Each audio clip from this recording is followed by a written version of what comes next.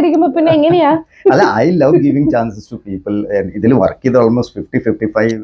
എഴുതുന്നതെല്ലാം ഇംഗ്ലീഷിലാണെന്ന് ഞാൻ അറിഞ്ഞു. അതെ, ഇംഗ്ലീഷിൽ എഴുതാൻ എനിക്ക് ഡയലോഗ് റൈറ്റേഴ്സ് ഉണ്ട്, with whom I sing very well. അപ്പൊ ഞാൻ തന്നെ ഒരു ചെറിയ സ്വപ്നം നമ്മൾ എടുത്തിട്ട് തിയേറ്ററിലേക്ക് എത്തിക്കാനാണ് ആക്ച്വലി.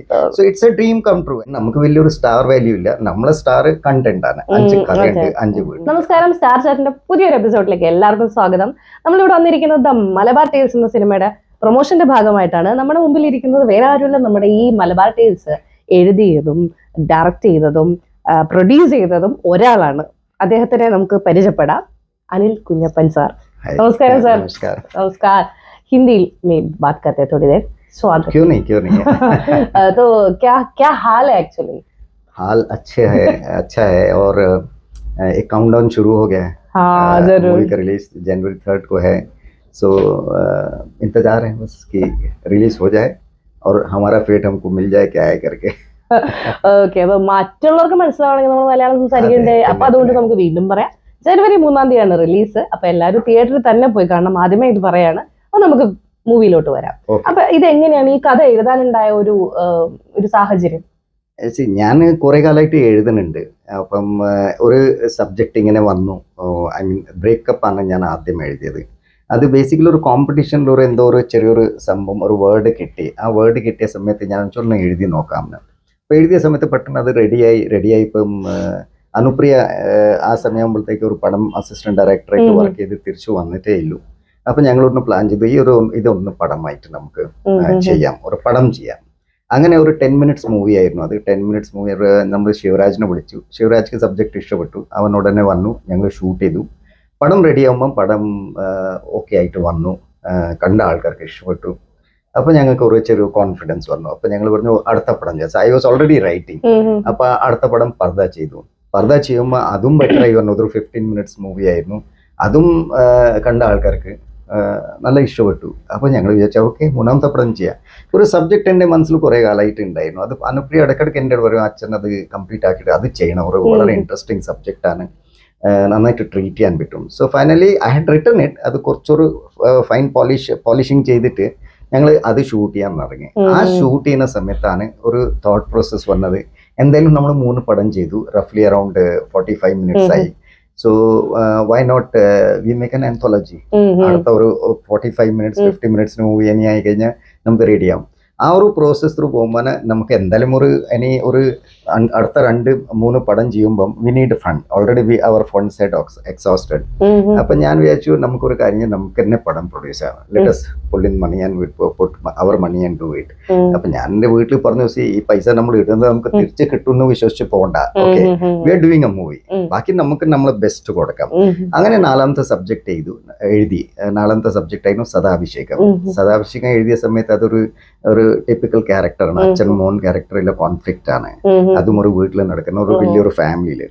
അങ്ങനെ അനിൽ ആന്റോനെ വിളിച്ചു. അനിൽ ആന്റോ സബ്ജക്റ്റ് റൈറ്റ് സമയത്ത് ഇഷ്ടപ്പെട്ടു, പറഞ്ഞു ചെയ്യാന്.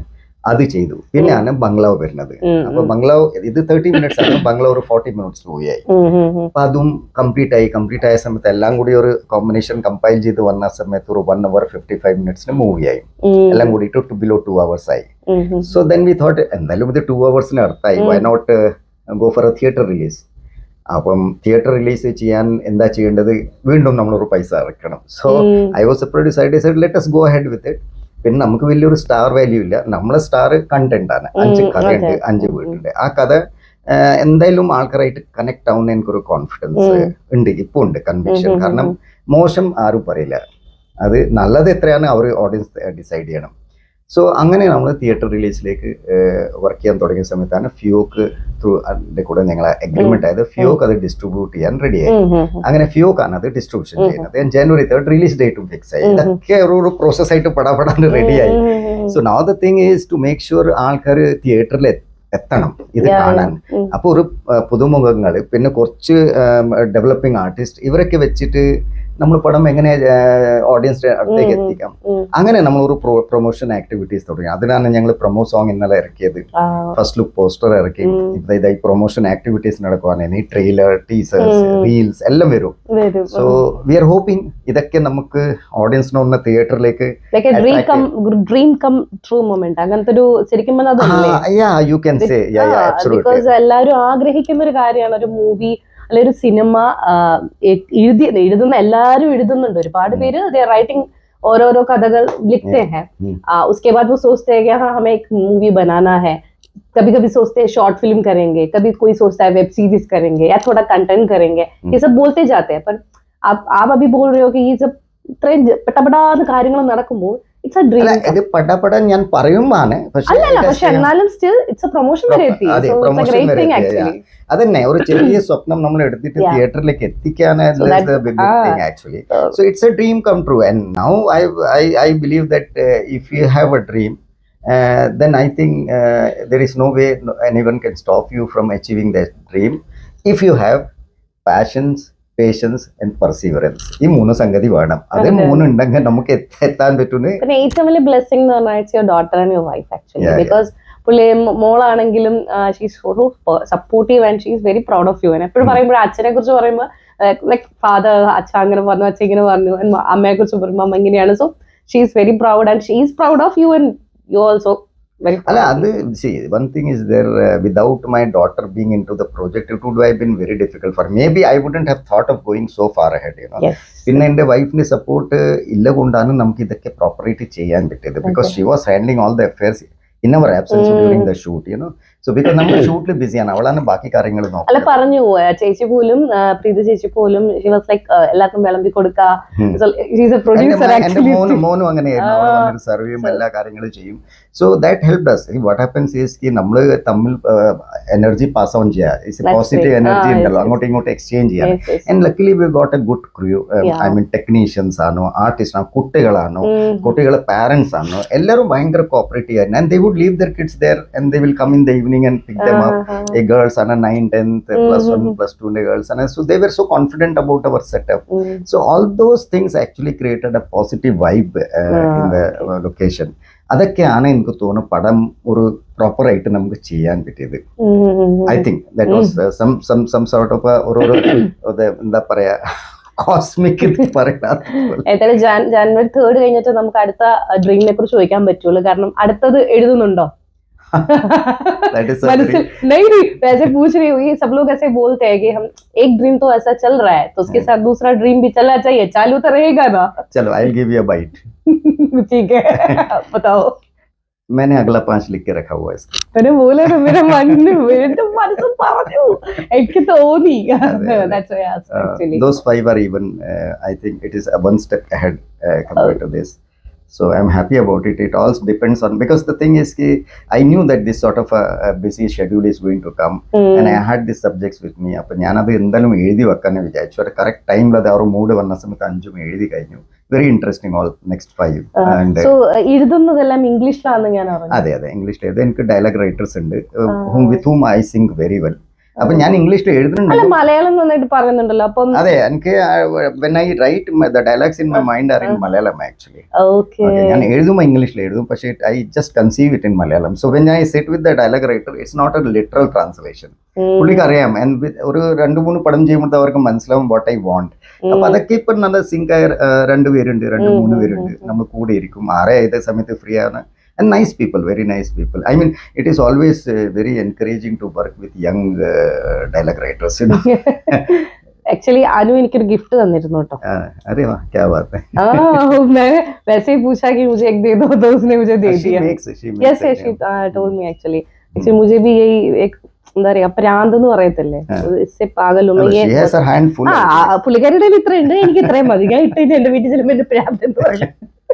ഓൾറെഡി പറയാറുണ്ട് ഇതുപോലത്തെ സാധനമൊക്കെ ഇടുമ്പോ. ഓക്കെ, സോ അപ്പൊ ദ മലബാർ ടെയിൽസിനകത്ത് ബാക്കി DOP അഷ്റഫ് അല്ലേ? DOP 5 പേരാണ്. 5 പേര് പറയുമ്പം ഒരു രാകേഷ് ചെയ്ത 2 പടം ബ്രേക്കപ്പ് ഇൻ പർദ, പിന്നെ ഗോകുലാണ് ചെയ്തത് ചെമ്പ്, പിന്നെ അപ്പു ആണ് ചെയ്തത് സദാഭിഷേകം, അഷ്റഫ് ആണ് ചെയ്തത് നമ്മുടെ ബംഗ്ലാവ്.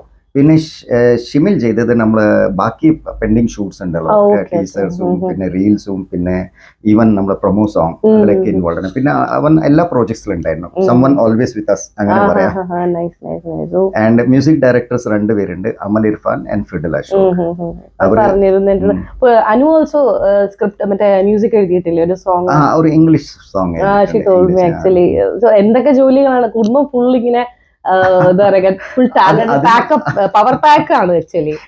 ഇങ്ങനെ ഒരു അച്ഛരിക്കുമ്പോ പിന്നെ എങ്ങനെയാ? അല്ല, I love giving chances to people. ഇതിൽ വർക്ക് ചെയ്ത ഓൾമോസ്റ്റ് 50-55 ആർട്ടിസ്റ്റ് ഉണ്ട്. ഈ 50-55 4-5 പേര് പുതിയ ആൾക്കാർ, ഐ മീൻ പഴയ മീൻസ് ഒരു എസ്റ്റാബ്ലിഷ് ആണ്. ബാക്കി ഒരു 49 to 50 people are new raw people who have never faced a camera, you know. So അവരൊക്കെ കൊണ്ടുവന്ന് അതിൽ കുട്ടികളുണ്ട്, അവരെ കൊണ്ടുവന്ന് അഭിനയിപ്പിക്കുന്ന പറയുമ്പോൾ അത്ര ഈസി അല്ല. But it's a challenge which I love to take. എന്തായാലും ഇനി അടുത്ത ഈ January 3rd ഇത് ഇറങ്ങി കഴിയുമ്പോൾ അടുത്ത പ്രോജക്റ്റും പ്ലാൻ ചെയ്തുകൊണ്ടിരിക്കുകയാണ്. അപ്പൊ എന്തായാലും എല്ലാവിധ ആശംസകളും ഇതിന്റെ സക്സസിന് മുകളിലാണ് ഡിപ്പെൻഡന്റ്. അത് സക്സസ് എന്തായാലും ആകുമോ? ഇപ്പൊ പറഞ്ഞല്ലോ, ഞാൻ പറയട്ടെ, ചെറിയ പടമാണെങ്കിലും വലിയ പടമാണ് എല്ലാവർക്കും ഇഷ്ടപ്പെടണം എന്നില്ല. എല്ലാവർക്കും ചിലവർക്ക് ഡിഫറെന്റ് ഒപ്പീനിയൻ ആയിരിക്കാം. പക്ഷെ റിലേറ്റ് ചെയ്യുന്ന കുറെ ആൾക്കാരുണ്ടാവും. അല്ല, മോശം ആരും പറയില്ല, അതെനിക്ക് കോൺഫിഡൻസ് ഉണ്ട്. അത് മതി നമുക്ക്. So thank you so much ഇത്രയും നേരം ടൈം സ്പെൻഡ് ചെയ്തതിന്. എന്താ പ്രേക്ഷകരോട് എന്താ പറയാനുള്ളത്? പ്രേക്ഷകരോട് പറയേണ്ടത്, ഒന്ന് തിയേറ്ററിൽ പോവാം, പടം കാണാം. ഓക്കെ, പടം കണ്ടിട്ട് അത് ഇഷ്ടപ്പെടുന്നുണ്ടെങ്കിൽ ഒരു നല്ല അഭിപ്രായം തരാം, എപ്രീഷിയേറ്റ് ചെയ്യാം. വേണമെങ്കിൽ അതൊന്ന് വേർഡ് ഓഫ് മൗത്ത് പബ്ലിസിറ്റി തരാം. അങ്ങനെ ചെയ്താൽ നമ്മൾ പോലെ ഒരു എക്സ്പെരിമെന്റൽ മൂവി ചെയ്യുന്ന ആൾക്കാർക്ക് വലിയൊരു മോട്ടിവേഷൻ ആവും. അത് മാത്രമേ വേറെ ആൾക്കാർക്ക് ഒരു ഇൻസ്പിറേഷൻ ആവും. So please go and watch the movie. Yes, okay. അപ്പൊ January 3rd എല്ലാവരും സിനിമ ദ മലബാർ ടേൽസ് എന്തായാലും തിയേറ്ററിൽ തന്നെ പോയി കാണണം. അപ്പൊ എന്റെ എല്ലാവിധ ആശംസകളും നേരുന്നു.